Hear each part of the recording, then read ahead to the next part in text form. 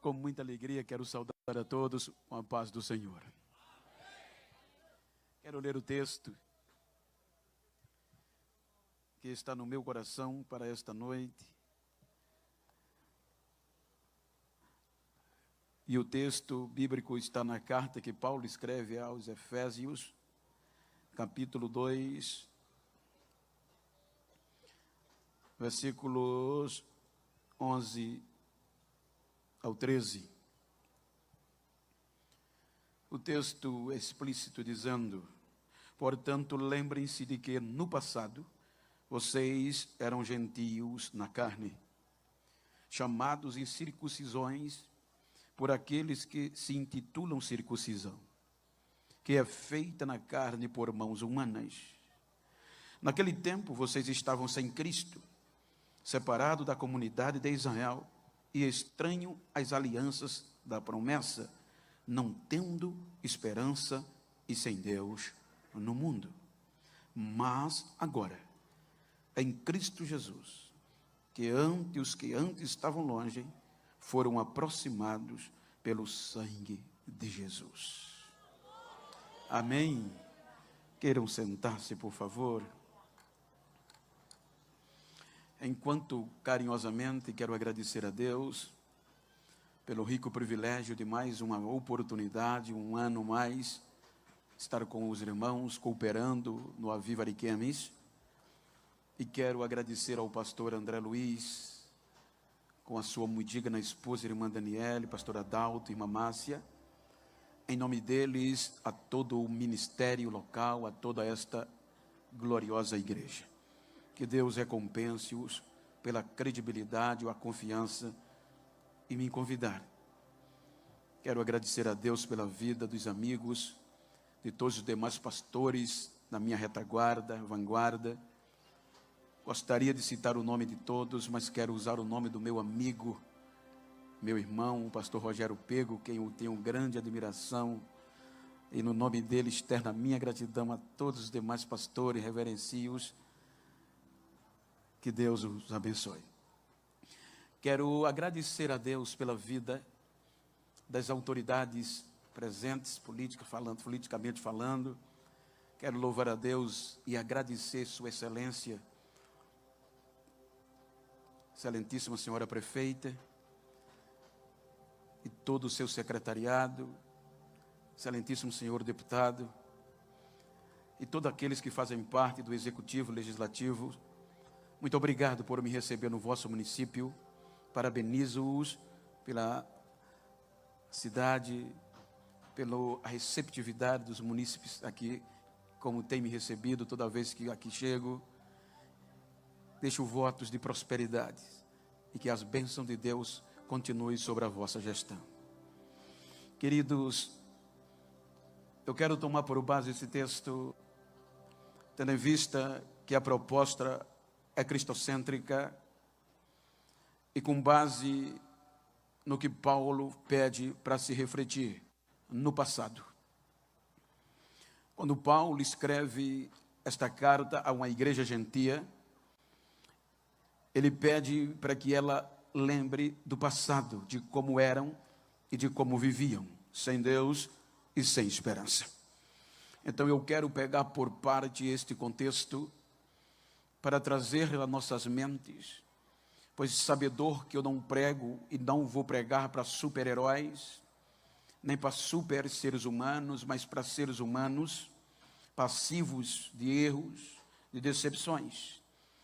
Portanto, quero usar o texto, Vanessa, Tainara, para tentar mostrar para você que, independente das circunstâncias, ainda há esperança. Quando nós analisamos o contexto da eternidade, a forma da criação de Deus, o porquê o ser humano como um todo, independente da classe, independente da sua etnia, para que ele foi criado. Os irmãos hão de convir que o contexto bíblico, com base em Ezequiel, ele mostra um princípio, uma abertura que Deus dá a ele e a Isaías acerca da eternidade. Quando nós analisamos a criação, os irmãos observam que hoje nós habitamos em um planeta chamado Terra e, obviamente, criado por Deus. Porém, a Bíblia fala de passado, de eternidade. Quando nós analisamos, debruçamos sobre o livro do Gênesis, os irmãos vão observar que no capítulo 1, o texto diz: no princípio criou Deus os céus e a terra, ponto. Há um ponto final, no final do versículo 1. Portanto, neste ponto, subentende-se de uma forma teológica que é um período mineral, o primeiro período de que a terra foi criada. Porém, este período mineral elevava a terra à beleza, a ponto do que, porque tanto se briga hoje, as pedras preciosas, o ouro, a prata, diamante, carbono e assim por diante. Essas preciosidades habitavam na superfície da terra, enaltecendo, brilhantando e dando vida. Então os irmãos hão de convir que sempre houve a expansão, céu, terra, expansão azul. E dentre estas primeiras criações, vêm seres angelicais. Os primeiros seres a elevar a Deus em adoração foram anjos. Anjos criados para formas eternas, de forma eterna. A Bíblia, no contexto de Ezequiel 28, nos mostra que estes anjos tinham uma função, tinha um dever na terra de enaltecer, de elevar tributos a Deus por meio de louvor, por meio dessas pedras que eram transformados em louvor. Ou seja, então Deus está no Monte Santo, Deus está no mais alto trono, cria os anjos, cria a terra, e o dever dos habitantes da terra, até aqui, anjos, seres imortais, era desta terra elevar a Deus louvor, adoração e majestade. Porém, do capítulo 28 de Ezequiel, a Bíblia diz que havia um ser único, responsável, que só ele poderia comparecer diante do Monte Santo de Deus. E o seu nome era anjo de luz, Lúcifer, por ser perfeito. Ezequiel, no capítulo 28, ele vai mostrar, a partir do versículo 12, que na terra havia lugares de adoração, conhecidos como santuários. Foi dito aqui, hoje nós estamos em um espaço público, mas se tornou um lugar de santuário, um lugar de adorar. Então, só para os irmãos ter uma pálida ideia, o dever de toda criatura angelical, independente de onde estivesse nos seus santuários, era elevar, reconhecer em gratidão a Deus em forma de louvor. E um ser chamado Lúcifer recolhia destes santuários esta adoração em meio às pedras fulgurantes. Transformado em louvor,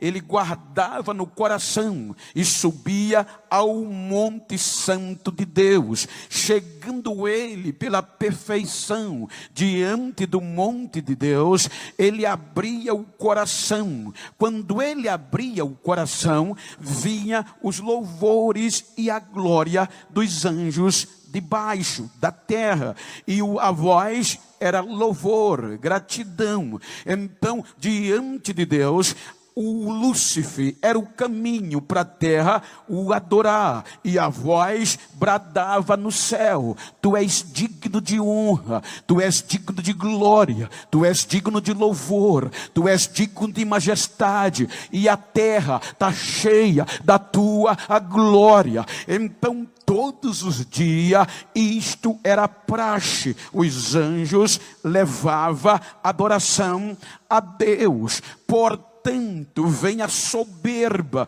Vejam que a soberba começa no ser angelical.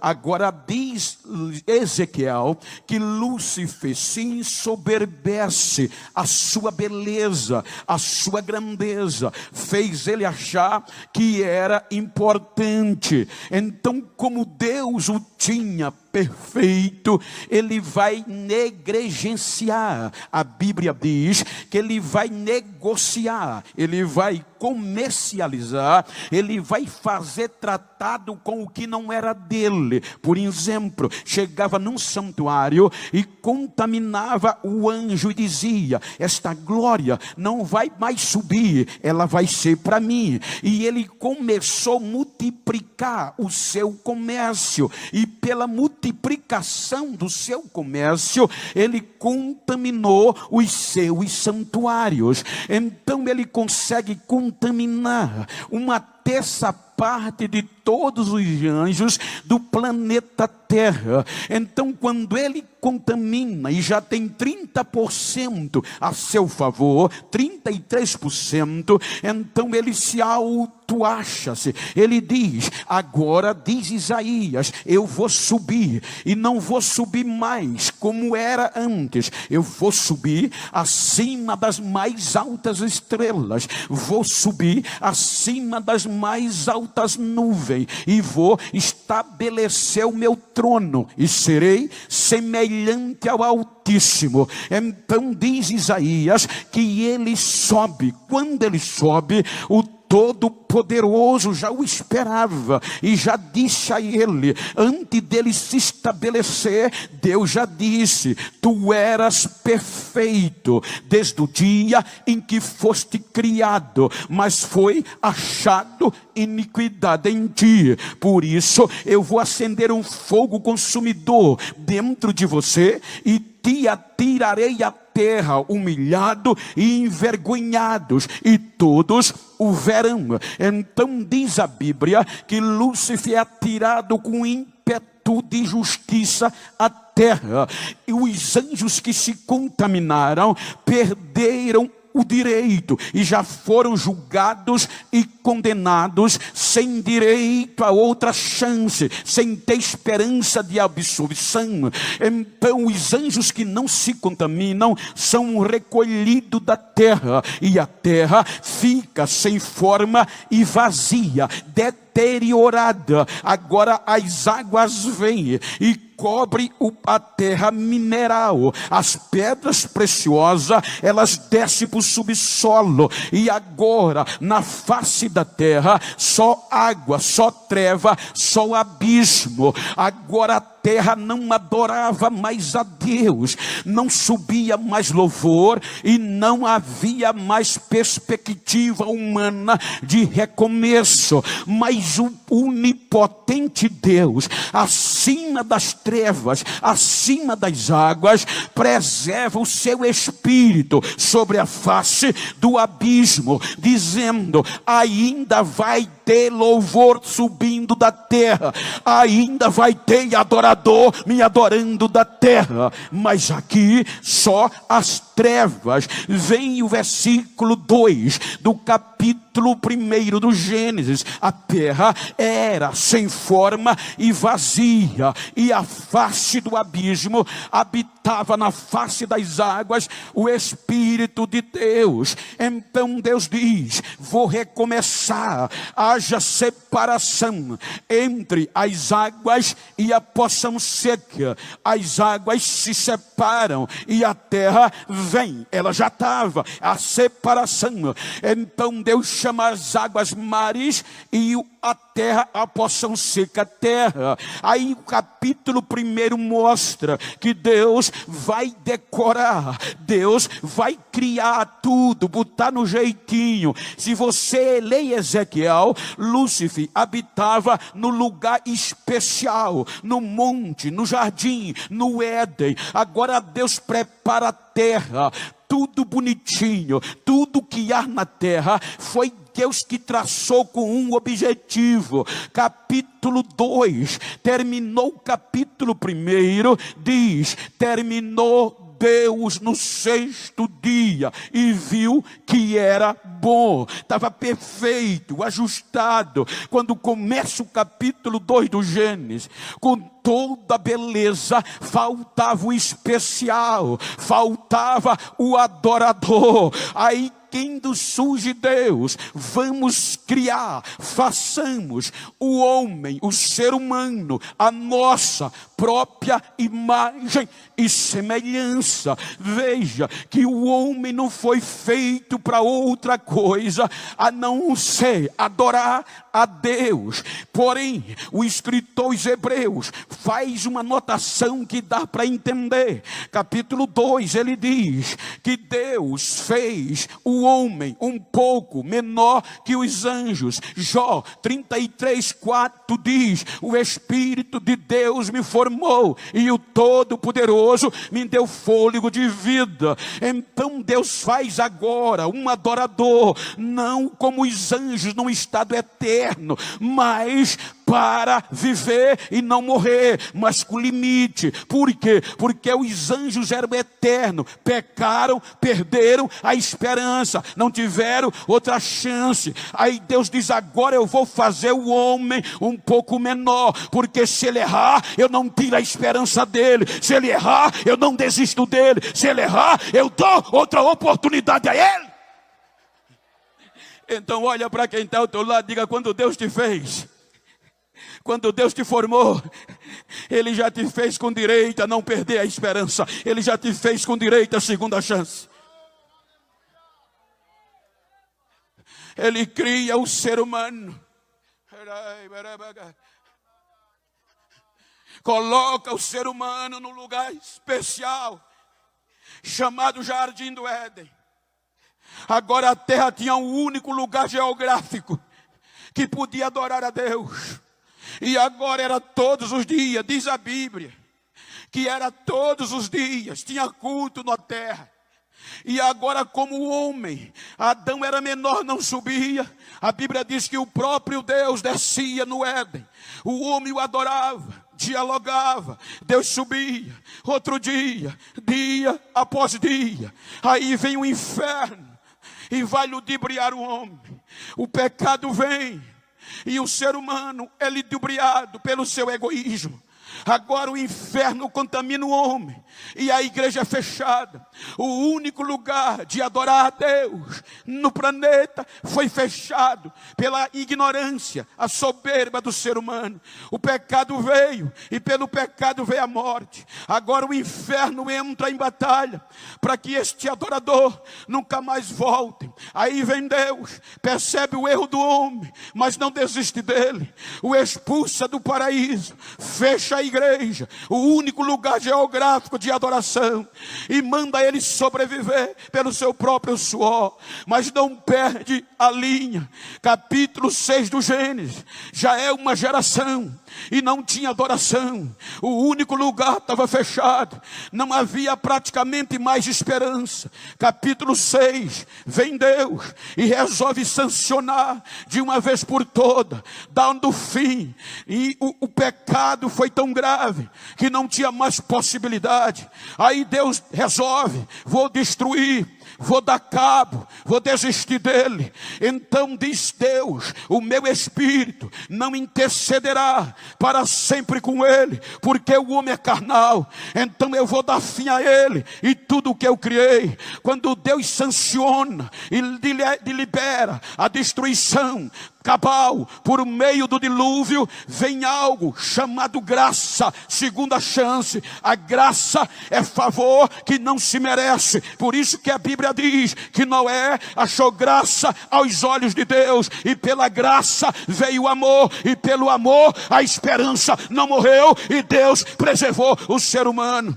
Veja que pela segunda vez as águas vêm e cobrem a terra. Mais uma vez a terra agora mineral é destruída pela impetuosidade do dilúvio, mas você não vê mais treva. Por quê? Porque no primeiro estágio mineral os anjos foram condenados condenados sem esperança. Agora, no segunda condenação, o homem é absolvido pela graça. Mesmo as águas cobrindo, não havia treva, porque em cima das águas ainda tinha 8 adoradores preservados para a história do ser humano.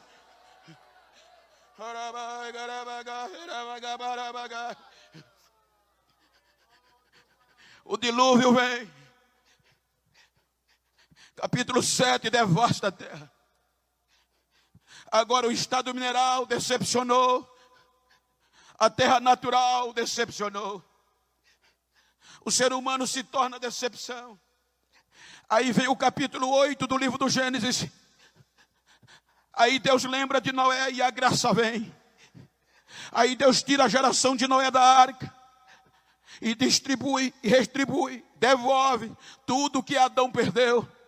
O direito de recomeçar. O direito de povoar a terra. O direito de adorar. E encham a terra, povoem, sejam felizes e me adorem. Só isso que Deus pediu do ser humano. Mas a geração de Noé decepcionou.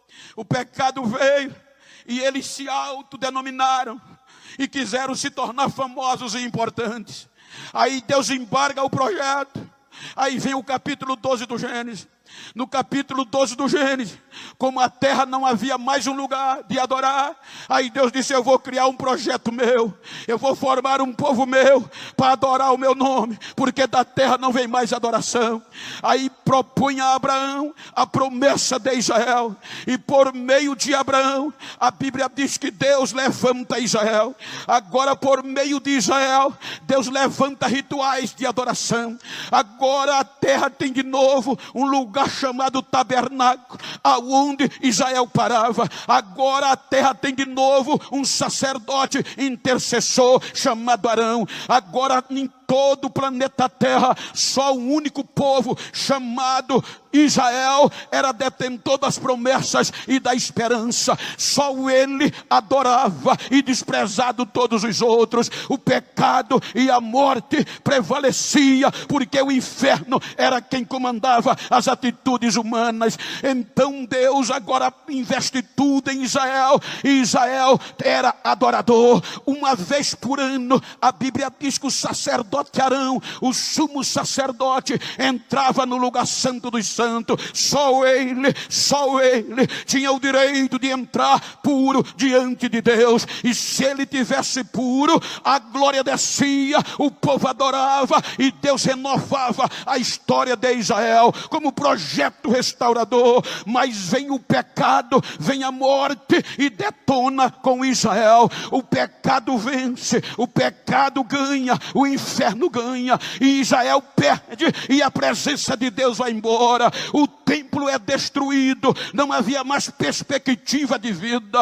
Agora o templo cai por terra e não havia mais lugar geográfico no planeta de adoração. Aí Deus vai buscar Israel de volta só os pedaços, quando não havia mais esperança. É aqui que entra Jeremias, quando o único lugar da terra, chamado Jerusalém, quando o único lugar do planeta é devastado, em vez de glória, em vez de louvor e de adoração, só tinha miséria. Quem olhava dizia: não tem mais jeito. Quem olhava, acabou. Aí Deus levanta um filho de sacerdote que nem profeta era, para no meio da desgraça continuar dizendo: ainda há esperança, ainda há esperança, porque a misericórdia de Deus não tem fim.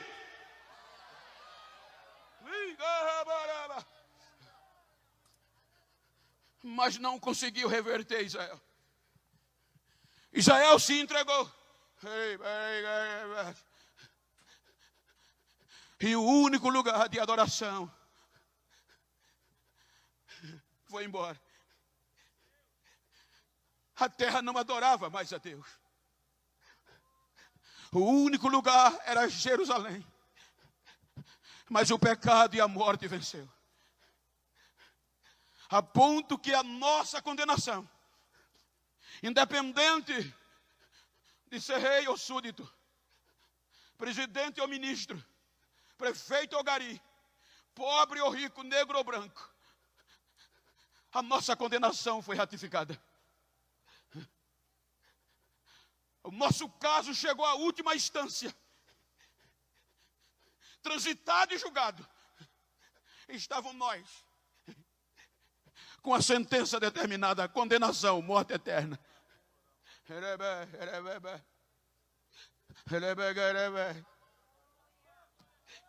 Não havia mais esperança.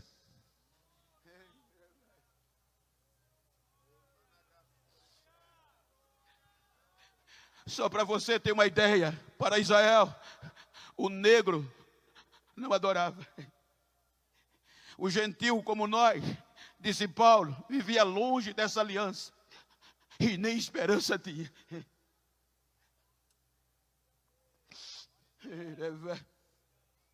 Quando nós lemos Apocalipse capítulo 5, você vai ver uma revelação disso daqui. Quando Deus mostra a João esse período, quero acreditar. João diz que quando entra no céu, ele é impactado por um ser soberano sentado no trono, o juiz supremo de toda a terra. E a única coisa que o chama a atenção é a sentença. A sentença estava escrita num rolo na mão direita, por dentro e por fora, lacrada com 7 selos. Era a nossa sentença condenatória. Não havia mais esperança na ótica humana. Estávamos sem esperança e perdidos. O inferno já contava com a vitória.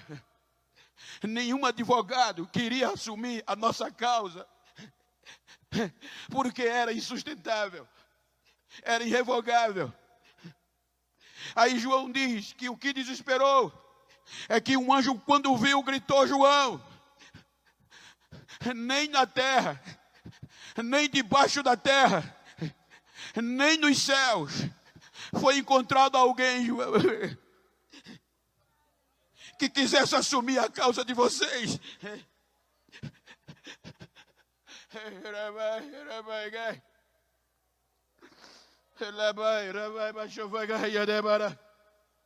Você vai observar aqui que em todo o Velho Testamento você não vê Jesus aparecendo como Filho de Deus. Você vai ver teofanicamente o anjo do Senhor, sabedoria, esperança, paz, mas os céus não conhecia ele como filho, como guerreiro.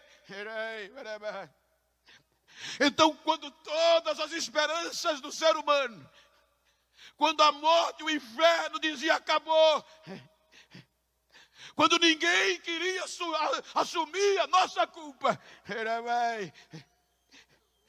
aí Paulo diz que ele disse: eu vou, pai. Mas você é Deus. Não, eu vou abrir mão do direito de ser Deus. Vou me humilhar, vou descer e vou assumir a causa deles.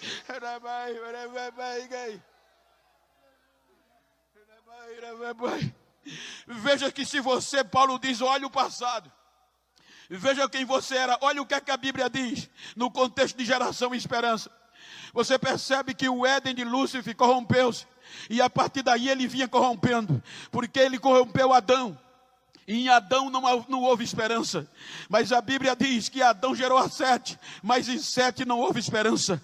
Mas Sete gerou a Enos. Na geração de Enos aparece uma esperança, porque está escrito que nos dias do Enos começaram a ter culto de novo, invocar o nome do Senhor. Mas nos dias de Enos a esperança se esvaiu. Mas a Bíblia diz que Enos gera Cainã, e Cainã Malalael. Malalael gera Jared, Jared gera Enoque, Enoque gera Lameque, Lameque gera Noé. E veja que nos dias de Noé vai a esperança embora e fica sobre 8 pessoas. Depois do recomeço do dilúvio, Deus insiste e não desiste do ser humano. A Bíblia diz que Sem, filho de Noé, pega como parte de esperança, mas decepciona. Sem gera Arfaxade, Arfaxade gera Elá, Elá gera Eber, Eber gera Reu, Reu gera Peleg, Peleg gera Serug, Serug gera Naó, Naó gera Terá, e Terá gera Abraão. Nos dias de Abraão aparece a esperança de Israel como salvação da raça humana,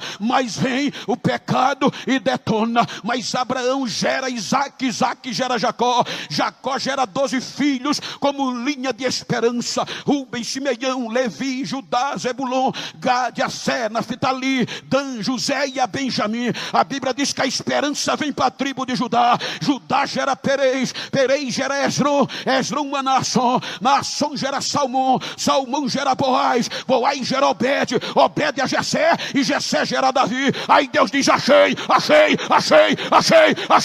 este vai trazer esperança. Davi gera Salomão, mas não resolve.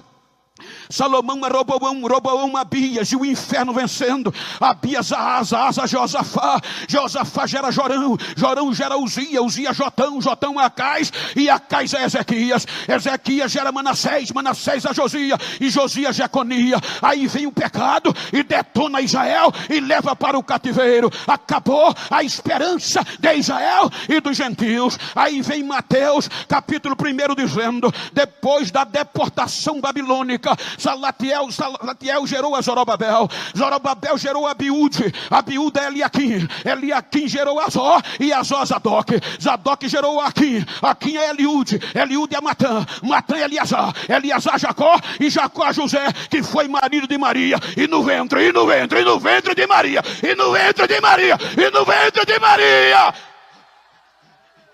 a esperança vem, a esperança vem, a esperança vem, a esperança vem.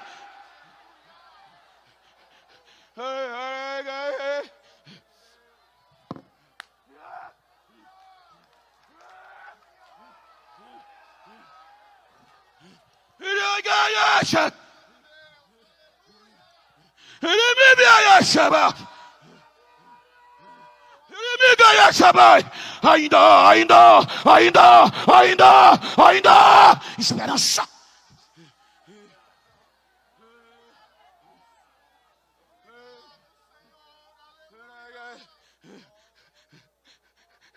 Ele agora vem assumir como guerreiro, porque nem nos céus, nem na terra, nem debaixo da terra foi achado digno ninguém. Ele é rejeitado quando vem pelo seu próprio povo, mas ele não desiste. É a partir daqui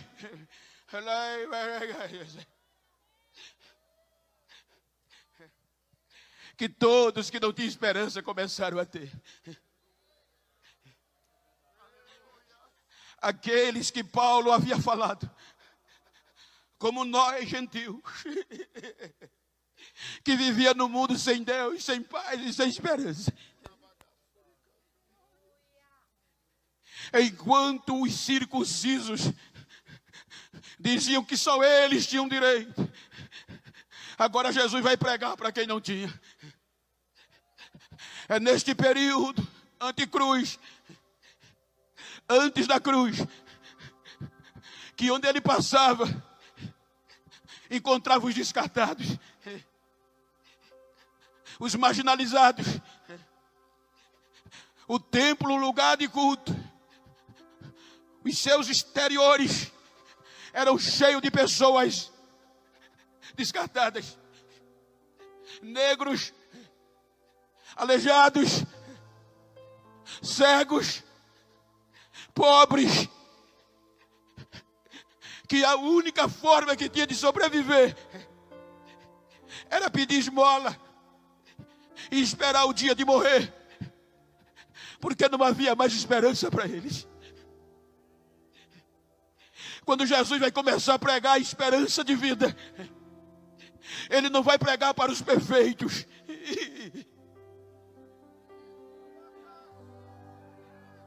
Ele disse: eu vim buscar e salvar o que era perdido, o que se havia se perdido. Eu não vim pregar, ele disse: eu não vim buscar os sãos, eu vim buscar os doentes. Ele veio para você que acha que não vale nada, ele veio para você.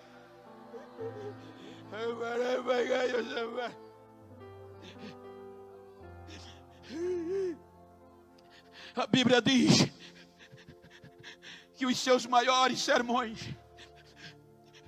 não foi em catedrais. Os maiores sermões era onde estavam os aleijados, era nos tanques de desprezos, era onde ninguém queria ir. Leproso, quer ser limpo? Quero, fique limpo.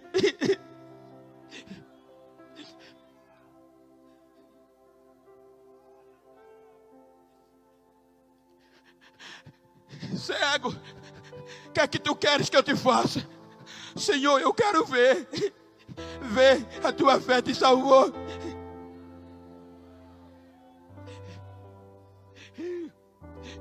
Senhor, esta mulher pecou, e pela lei ela não tem mais esperança, perdeu a oportunidade, ela tem que ser apedrejada. Quem de vocês não tem pecado, atira a primeira pedra nela. Mulher, vai em paz, mulher, os teus pecados estão perdoados.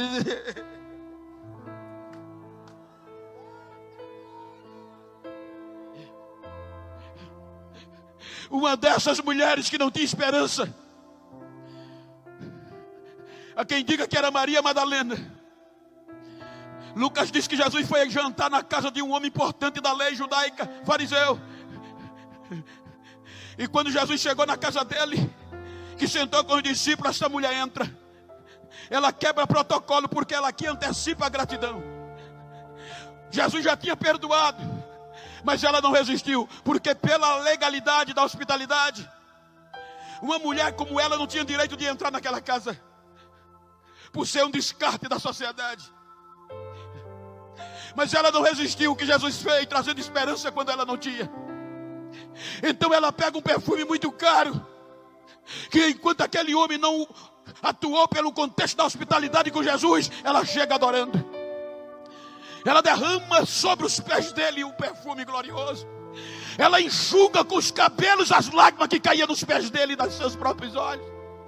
Aquele fariseu que achou que era alguma coisa, ele incomodou e disse: se ele soubesse quem era esta mulher, ele não aceitaria. Mas ele disse: Simão, eu sei de tudo, Simão. Eu perdoei ela mais do que você, porque ela me amou mais, irmão. Eu dei esperança quando ela não tinha. Eu sei o que é que ela está fazendo.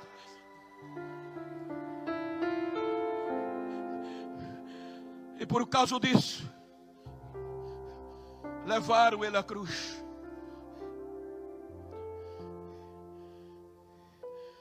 Eu acho lindo. A maior mensagem do Evangelho é a cruz. Porque a cruz, ela foi usada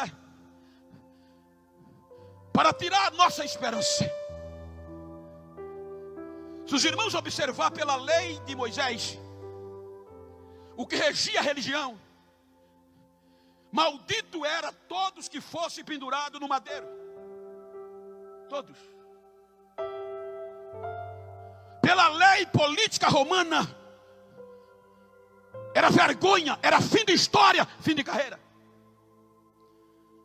Então a cruz era para eliminar a nossa esperança.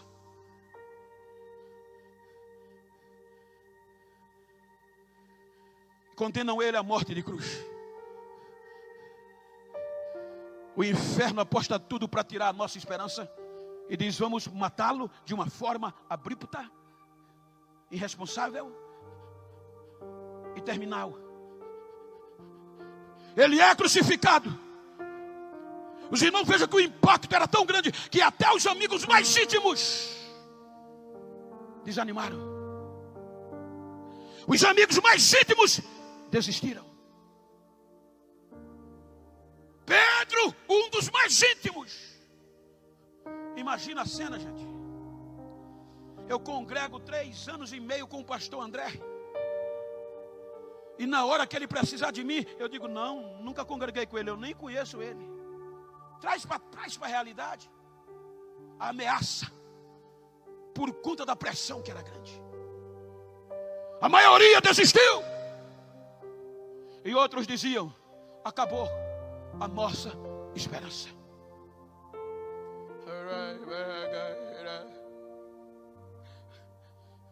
Crucifica-o.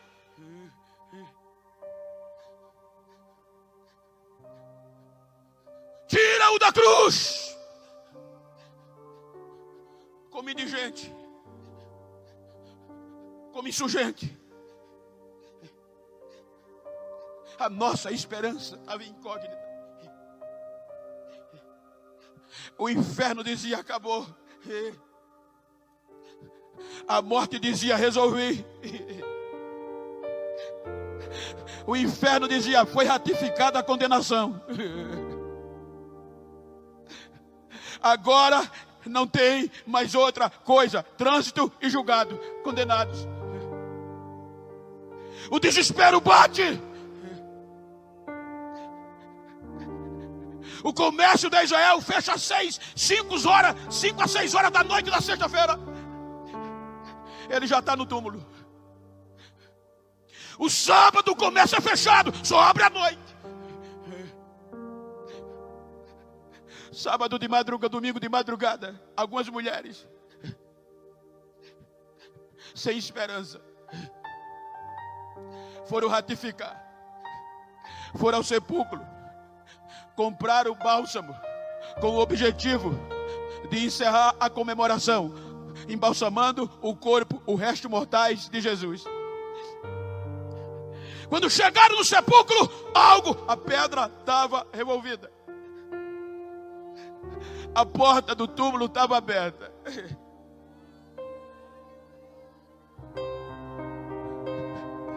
Mas o desespero cega a visão de esperança. Elas entram, o túmulo está vazio, o desespero vem. Aí vem um anjo e pergunta: vocês estão procurando o quê? A Jesus. Só que o nome Jesus é comum lá. Aí o anjo diz: a Jesus, o Cristo. Sim, está aqui, mas não.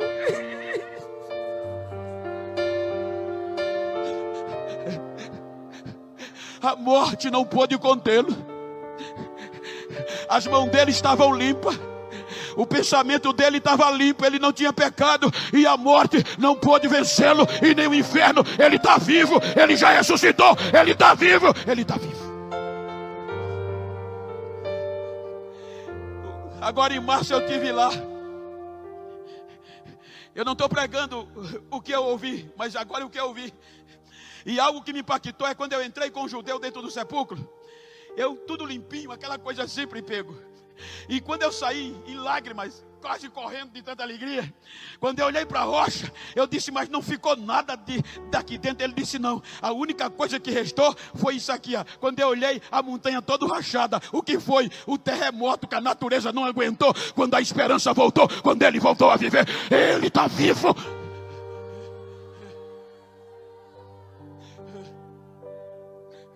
Aqui está uma das maiores mensagens que muitas vezes a gente esquece.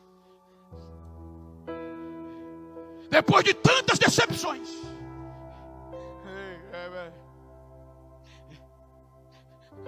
você teria coragem de ir atrás de Pedro de novo?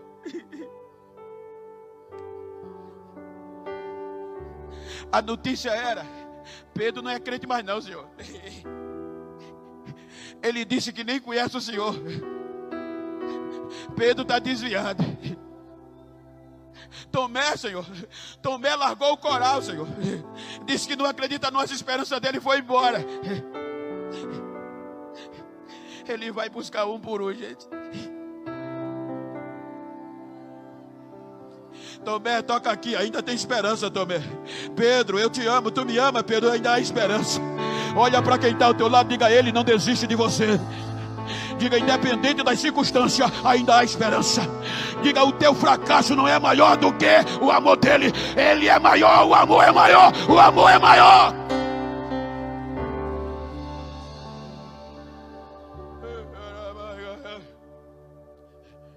Aí olha que coisa linda. Olha que coisa linda, gente. Nem precisava eu citar, já era para a gente estar correndo aqui dando glória.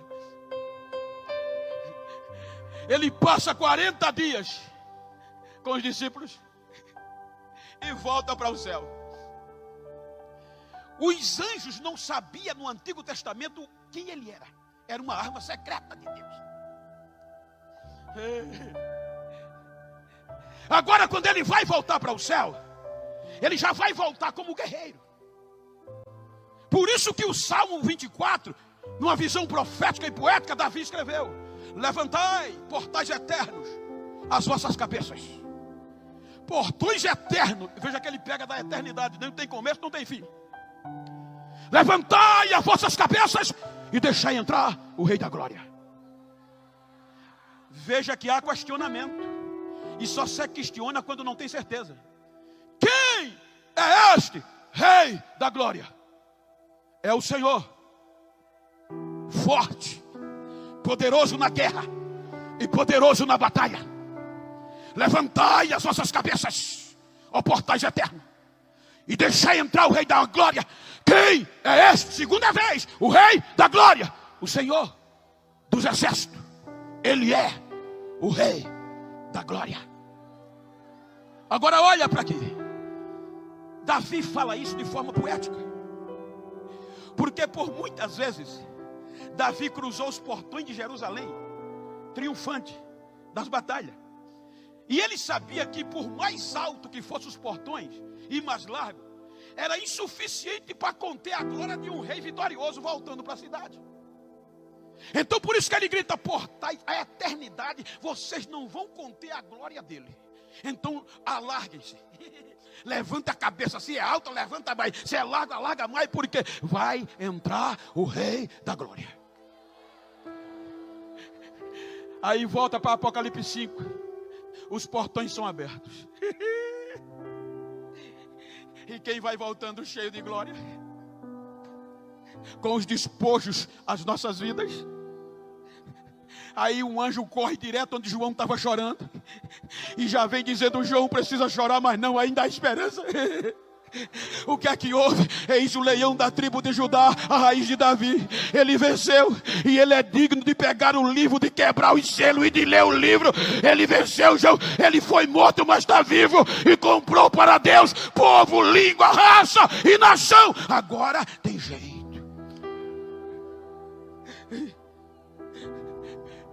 Aí o céu é impactado, porque a Bíblia diz que ele vai direto no que está sentado no trono, e pega o livro. Quando ele pega o livro, acontece a primeira vez na história bíblica uma revolução no céu, porque houve a fusão. O céu agora sabia quem era ele, Pai e Filho. Pela primeira vez, os seres viventes e os anciões adoraram outro ser. Eles se voltaram do trono, e quando viram o Cordeiro, disseram a ele, jogaram o joelho aos pés do Cordeiro e começaram a dar glória e a dizer: digno tu és de tomar o livro, de quebrar os selos e de ler o livro, porque tu foi morto, mas estás vivo, e com teu sangue compraste para Deus povo, negro, pobre, rico, lei, prefeito, vereador, deputado. Agora todos vão ter acesso à glória de Deus. Agora vai ter acesso ainda à esperança.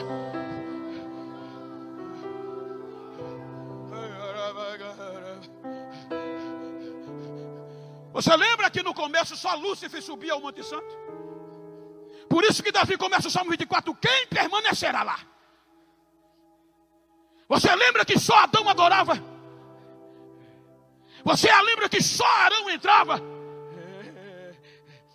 Aí agora João diz que quando isso acontece no céu, o céu é impactado de grito de glória pelos anjos. Ele diz: miríades, milhares de anjos, toda a classe de anjo vinha cantando. Aí Deus disse: não, vamos aqui parar. Não só vai ser aqui não. Agora não tem mais limite, agora não tem mais jeito, agora não há mais condenação. Eles foram absolvidos para sempre. Agora não tem mais condenação contra eles. Então o que é, Senhor? Então vai, chama os peixes, chama as aves, chama quem está debaixo da terra, chama quem está na terra e chama para adorar. Aí João diz que além dos anjos, ele ouviu um cântico novo, um hino novo. E quem cantava o hino novo? Ele disse: os peixes, os pássaros, debaixo da terra, do céu. O grito era um: digno é o que está sentado no trono, digno é o Cordeiro. Ele é digno de honra, ele é digno de glória, ele é digno de louvor, porque ele venceu, ele venceu, ele venceu, ele venceu, ele venceu, ele venceu.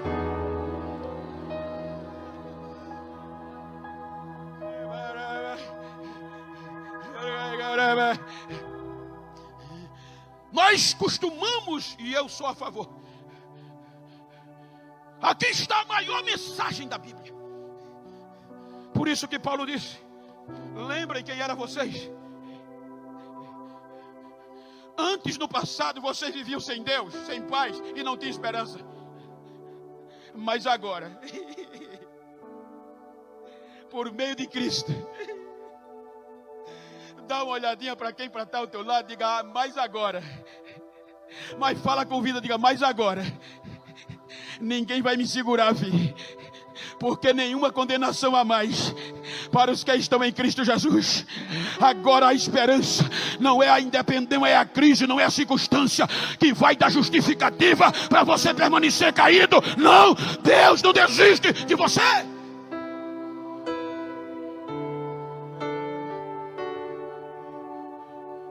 Quando o inferno dizia: esse negro não vale o que come. Olha o que o Evangelho fez, olha eu aqui,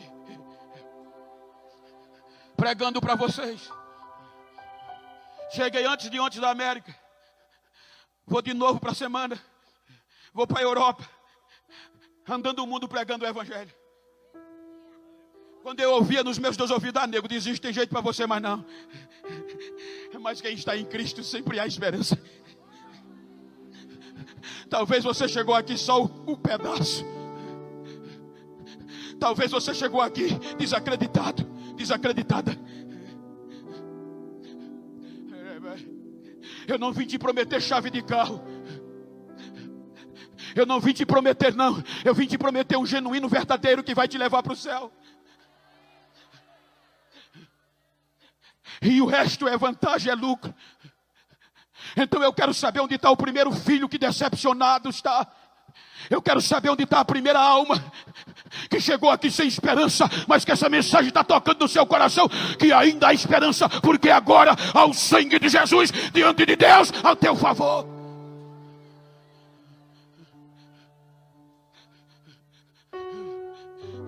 Nós somos criados para adorar. Nós somos criados para adorar.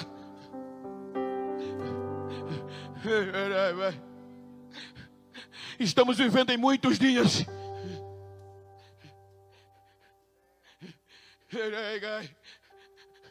tem muitas igrejas, com todo respeito, que não adoram mais. Pessoas depressivas. Ei, gente, quando Deus te criou, Ele já fez você com direito à segunda chance. Ele já fez você sabendo: Ele pode desistir, mas eu não desisto dele. Ela pode desistir, mas eu não desisto dela. A pandemia veio aí, matou muitos nossos amigos e familiares. Empresas fecharam, comércios faliram.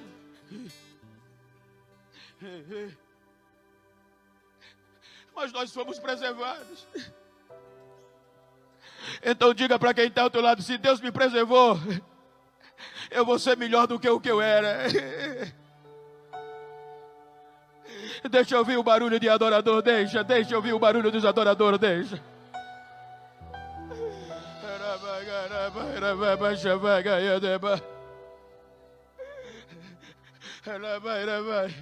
Eu quero saber onde está a primeira vida, ajuda ela aí. Você pode ter chegado aqui só aos cacos. Deus não desiste de você.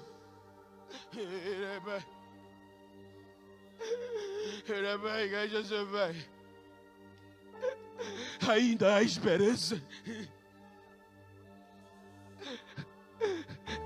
Se você olhar na Bíblia, só 3 sobreviveram: o amor, a fé e a esperança. E a esperança é a âncora da alma. Venha, filho, venha, filha. Eu estou aqui como voz. Eu estava orando hoje à tarde, e o Espírito Santo falava no meu coração sobre resgate. Você pode ter chegado aqui decepcionado, decepcionada. Eu quero saber onde está a primeira vida para voltar, a primeira vida para aceitar Jesus. Cadê você?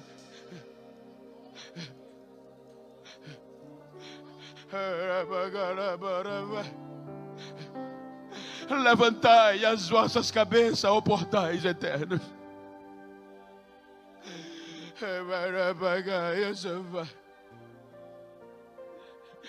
Venha, cadê você? Ajude, venha. Eu não vim com o propósito de emocionar você. Eu vim te mostrar esse evangelho genuíno e verdadeiro. Venha. Venha, filho, venha. O homem pode ter te descartado. O homem pode ter te esquecido. Mas esse evangelho que eu preguei de Jesus, ele nunca abriu mão de você. Você pode ter chegado aqui essa noite só o caco, só o bagaço. Ele é especialista nisso, ele é especialista nisso. Ainda há esperança.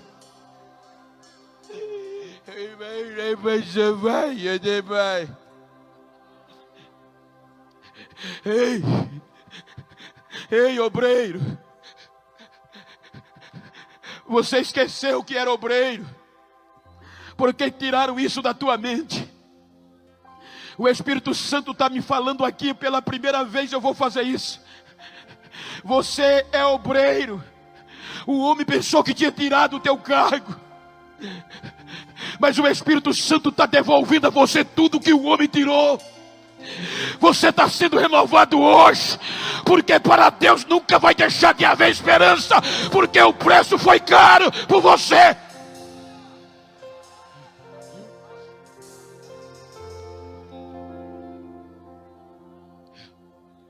Traz as vidas, traz. Venha. Ajuda. Agora é a nossa hora, é a nossa vez. Lembrem quem éramos no passado.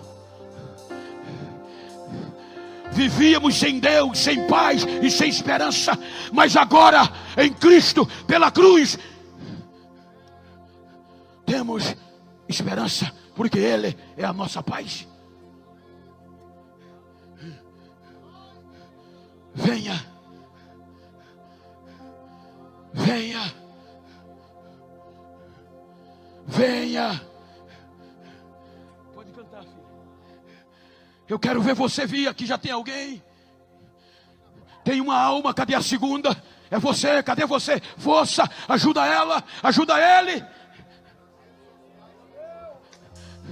Aí na rede social. Já tem gente na rede social. Quem mais aqui? Vem, filha! Vem, filho!